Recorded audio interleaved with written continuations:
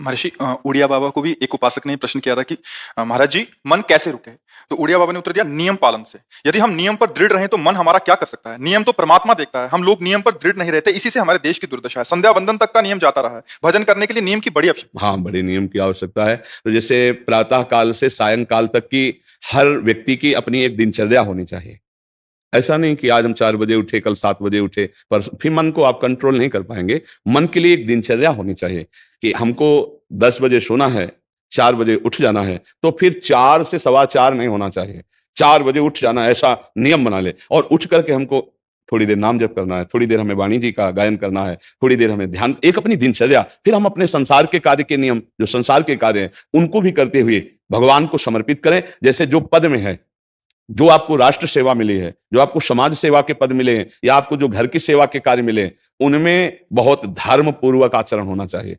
अगर आप अधर्म आचरण करते हैं, अपने पद का दुरुपयोग करते हैं, तो आप सुबह जग करके थोड़ा माला चला लीजिए, फिर भी आपका कल्याण नहीं होगा, क्योंकि आप अपने पद का, अपने सेवा का दुरुपयोग कर रहे हैं। जैसे हम जानते हैं कि अधर्म आचरण है, यह अधर्मी है, हमें पता है दोषी है, और वो हमको कुछ धन दे देता है, और हम उसको मुक्त करवाने की बात सोचते हैं, और जो निर्दोष है उसको फंसा देते हैं। अब तुम चाहे जितना माला चलाने की कोशिश करो या दान पुण्य करो, वो तुम्हारा अधर्म आचरण, वो अधर्म का धन तुम्हें सतमार्ग में नहीं जाने देगा। नियम लेना चाहिए कि जिस पद में है, जिस धर्म में है, जिस कर्तव्य में है, चाहे कुछ भी हो जाए, हम अपने कर्तव्य से विमुख नहीं होंगे।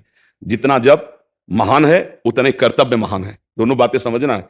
जब माला फेरा और इसके बाद बेईमानी, अधर्माचरण, इनका कोई नियम नहीं है कि हमें कैसे चलना है, तो वो माला काम नहीं कर पाएगा, क्योंकि उसका तभी सत्य भाव माना जाएगा माला जपला जब धर्माचरण है। धर्माचरण नियम से। बोले वो बड़े कट्टर नियम वाले हैं, उनको घूस नहीं, आप उनको भयभीत करके नहीं काम करवा सकते, प्रलोभन में काम नहीं करा सकते। ये हमारी गृहस्थी है ना, तो गृहस्थी के पालन के लिए धन चाहिए, और धन के लिए हम धर्म को आगे रखें, धन को नहीं।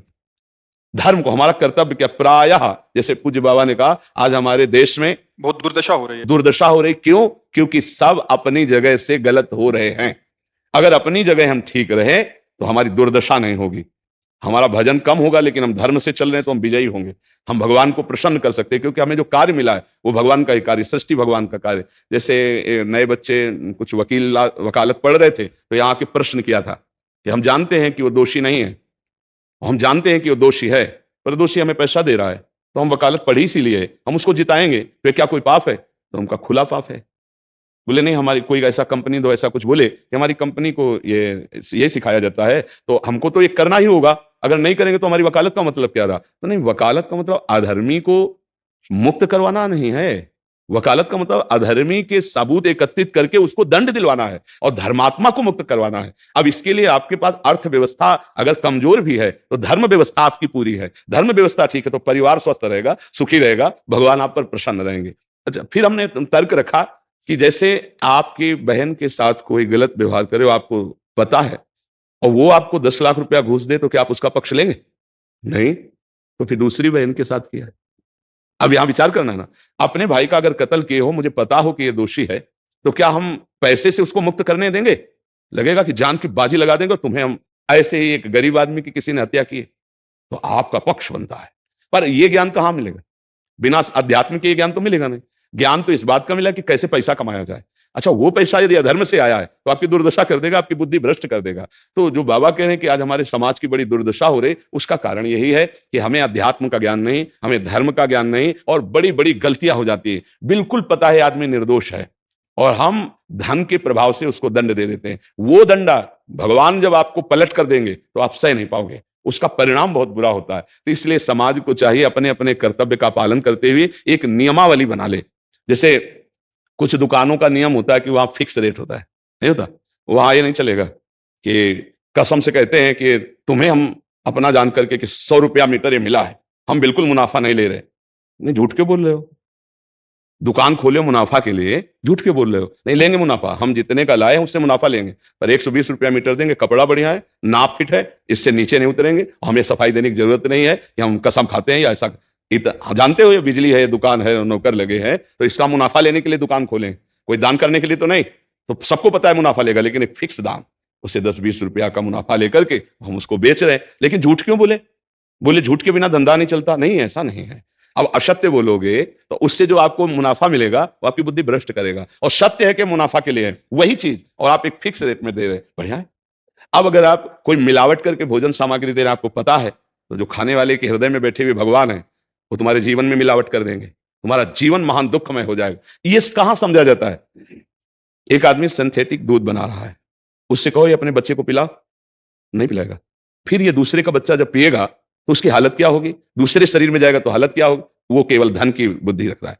एक आदमी घी में केमिकल मिला रहा है, एक ऐसे अभक्ष पदार्थ मिला है, वो स्वयं नहीं खाएगा लेकिन वो होटलों में भेजा जाएगा, हजारों लाखों लोग खाएंगे, बीमारी बढ़ेगी, उसको रुपया से मतलब है। ये चीज, ये दुर्दशा हर जगह धर्म का ज्ञान न होने के कारण फैल रही, नहीं फैल रही।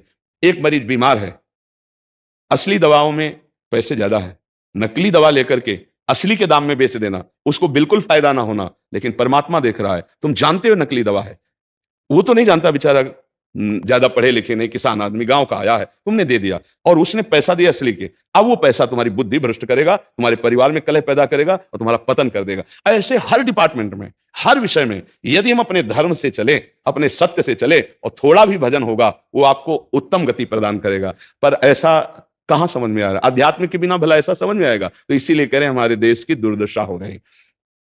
पूर्वजों में पहले यह था कि हमारा धर्म नहीं जाना चाहिए चाहे प्राण चले जाएं, हमारा चरित्र नहीं जाना चाहिए चाहे सर्वस्व नष्ट हो जाए। आज इसकी कोई परवाह नहीं, तो उसी से बुद्धि भ्रष्ट हो जाती है, जीवन एक पशुवत आचरण वाला हो जाता है और वो अपने को बड़ा सुखी समझने लगते हैं कि हमारे पास बड़ा वैभव है। लेकिन प्यारे, उस दिन को याद करो जिस दिन तुम्हारा आखिरी समय होगा, ना तुम्हारा फार्म हाउस जाएगा, ना महल तुम्हारा जाएगा, ना बैंक बैलेंस जाएगा, ना कोई व्यक्ति और ना ये शरीर। अब तुम्हारे कर्म तुमको भोगवाएंगे। उस समय की कौन याद करता है? अगर उस समय की याद हो तो भय लग जाए कि नहीं नहीं, पाप नहीं करूंगा, क्योंकि जाना है यहां से। अच्छा, कब जाना है कुछ पता नहीं है, किसी भी समय ट्रांसफर हो सकता है इस शरीर से। तो हमें लगता है कि महापुरुषों के जो वचन है कि हमें एक नियम से जीवन जीना चाहिए, धर्म पूर्वक जीवन जीना चाहिए, अपने कर्तव्य का पालन करना चाहिए। जो हमारे लिए कर्तव्य, आज प्रायः धन प्रधान बुद्धि होने के कारण कर्तव्य स्वाहा हो रहा है। एक विद्यालय में विद्यार्थी के लिए जो गुरु पद में बैठा है, उसका क्या कर्तव्य है? वो अपने कर्तव्य को भूला हुआ है। भला छोटे छोटे विद्यार्थियों को, जिनकी नींव पूरे राष्ट्र सेवा में, समाज सेवा में बन सकते हैं, अगर उनको हम सही शिक्षा नहीं दी तो उनका पूरा जीवन बर्बाद हो जाएगा। अगर उनको हम गलत सपोर्ट कर दिए तो उनका पूरा जीवन बर्बाद, क्योंकि नया जीवन है। और जगह जगह अपने अपने कर्तव्यों का यदि पालन किया जाए तो पूरा समाज सुखी हो जाए। लेकिन कर्तव्यहीनता आ रही, कोई अपने कर्तव्य को नहीं समझ रहा है। तो यही बात महापुरुष जनों को दुख लगता है कि अगर सब अपने कर्तव्य का पालन करें, धर्म का पालन करें, भगवान का नाम जप करें तो सब सुखी हो जाए। सुख सब चाहते हैं और आचरण दुख वाले करते, इसीलिए सुख नहीं मिल रहा है, परिणाम में हमें दुख मिल रहा है। सच्ची मानना, वो रुपया पूरे परिवार में अशांति पैदा कर देगा। और धर्म पूर्वक 100 रुपया लाओगे और 4-5 परिवार के बैठ के नमक रोटी खाओगे, आनंद से सोओगे, बड़ा प्यार रहेगा, भगवान की कृपा रहेगी। पर यह बात समझ में नहीं आती है। तो ये वृत्ति अगर छोड़ी ना जाएगी तो कुछ भी कर लो, कहीं भी दान पुण्य कर लो, लाभ नहीं मिलेगा। अगर दान देने की बात कही गई है तो धर्म पूर्वक कमाए हुए धन से, अगर आप मेहनत से कमाए हो ना, 10 रुपया दे दोगे ना, तो 10 रुपये का वो आटा लाके अगर 2 रोटी खाएगा तो खूब भजन होगा। और आप 1 लाख रुपया बेईमानी कर रख दोगे ना, तो बैठे बैठे वो गंदा ही सोचेगा, भजन नहीं होगा। उसका गंदा सोचना और आपका गंदा करना, दोनों मिलकर के, उसके कारण भी तो आप बने ना, तो आपका ही पतन हो जाएगा। उसको तो भगवान बचा लेंगे क्योंकि भगवान की शरण में है। तो मुझे लगता है अधर्म के धन से कभी किसी को लाभ नहीं मिलता। तो अपने कर्तव्य का पालन करते हुए यदि नाम जप किया जाए तो बहुत जल्दी हमको लाभ प्राप्त हो जाए। बहुत सुंदर, मतलब ये चर्चा होती है, अगर आप लोग इसको धारण कर लें तो निहाल हो जाएंगे। सच्ची कह रहे, ये जो बातें हैं ये बहुत सुंदर जीवन को पुष्ट करने वाली हैं, पर आप धारण कर लें तो बात है। नहीं तो जैसे लाभ दिखाई दे रहा 50,000, तभी बातें भूल जाओगे, ये बातें अच्छी नहीं लगेंगी। यार बहुत बढ़िया काम घर में आएगा, पर हमारी ये बात ध्यान रखना, 50,000 घर में अशांति पैदा कर देगा। सच्ची मानना, आप धर्म से चलना, धर्म से चलोगे तो भगवान तुम्हारी रक्षा में रहेंगे। अधर्माचरण, देखो कैसी कैसी घटनाएं होती हैं। बढ़िया कार है, फिल्मी गाना लगाए चल रहे हैं और वो एक्सीडेंट हुआ, आग लग गई, बाहर निकल ही नहीं पाए, वो अंदर ही जल गए। क्या हुआ? ये करोड़ों रुपए की कार भूंज दिया तुमको अंदर ही बैठा के, धू धू करके आग लग गई, अंदर जल। ऐसे जलना चाहते हो या भगवान के आनंद में चिंतन करके शरीर छूटे हो, फिर दाह संस्कार हो ऐसे कि सब लोग भगवान के नाम का कीर्तन करते ही जा रहे, फिर आपका अंतिम संस्कार, वहां जीवित जल गए। क्या हो सकता है? एक एक पल तुम्हारे कर्म का हिसाब होगा, एक एक सेकंड का। ऐसे कर्म करो कि हमारा अच्छा हिसाब हो, बुरा हिसाब। ये मत समझो कोई देख नहीं रहा, वो देख रहा है जिसको हिसाब कर रहा है। वो देख रहा है, उसके लिए कोई वकील या किसी सबूत की जरूरत नहीं होती, वो सर्वांतर्यामी आपके अंदर बैठे ही देख रहा है। तो सदैव जैसे सत्संग सुन रहे हैं, तो अगर हाथ जोड़ के प्रार्थना है, थोड़ी भी बात मान लोगे तो आप सच्चे सुख के मार्ग में चलने लगोगे। नहीं तो भाई बहुत गंदी हवा चल रही है, माया की बहुत गंदगी ऐसी फैल रही, कलिकाल है ना, कि ये बातें किसी को पसंद नहीं आती। वो बात बताओ कि हम कितना रुपया कमा ले, कैसे कितने भोग भोग ले, और वो अध्यात्म में नहीं है।